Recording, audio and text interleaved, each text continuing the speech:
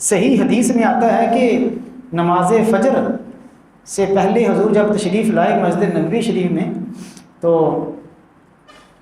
نماز پڑھانے کے بعد حضور مسکرا رہے تھے اور فرمایا کہ مجھے پوچھو کہ میں کیوں مسکرا رہا ہوں؟ عرض کی حضور فرمائیے۔ فرمایا ابھی میں تہجد کے وقت یہاں آیا ہوں یا تھوڑی دیر پہلے تشریف لائی ہوں گی، تو فرمایا میں اپنی معمول کی نماز پڑھ رہا تھا تو جنوں کا سردار جسے ہم کہتے ہیں شہنشاہ جنات وہ آ گیا، تو اپنیاں پہلا شلاں پاوے کہ میں بڑی بلا ہیں، اسے اب نہیں پتہ تھا کہ یہ نبیوں کے سردار ہیں۔ تو حضور نے فرمایا تانگ کر رہا تھا تو میں نے پکڑ کے ستون کے ساتھ باندھ دیا، لے ہم سکون کر جائیں۔ حضور نے فرمایا ہاتھوں تو جوڑے کہ مینوں معافی دے دیو تو جان دیو۔ حضور نے فرمایا میں مسکرا اس رہا ہوں کہ میرا دل تھا کہ نماز کے بعد تمہیں اس کی زیارت کرواتا، لیکن پھر مجھے اپنے بھائی سلیمان کی دعا یاد آ گئی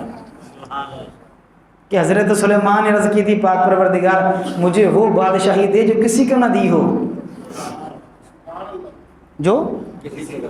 ہاں اس پہ یہ بات کلیئر کر لیں، کسی کو نہ دی ہو، سلیمان سے پہلے کسی کو نہ دی ہو، وگرنہ آدم سے لے کے اسے بنے مریم تک جو کچھ ملا سب کل ملا کے مصطفیٰ کریم کو ملا، پھر جو مصطفیٰ کریم کو ملا وہ نہ پہلے کسی کو ملا نہ بعد میں کسی کو ملے گا۔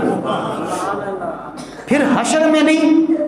جو تاج پہنائے جائیں گے وہ ہمارے نبی کے سر پہ پہنائے جائیں گے، اور جو حضور کو عطا ہوگا وہ کسی نبی اور رسول کو بھی عطا نہیں ہوگا۔ تو آپ دائرہ کار دیکھیں کہ حضرت سیدنا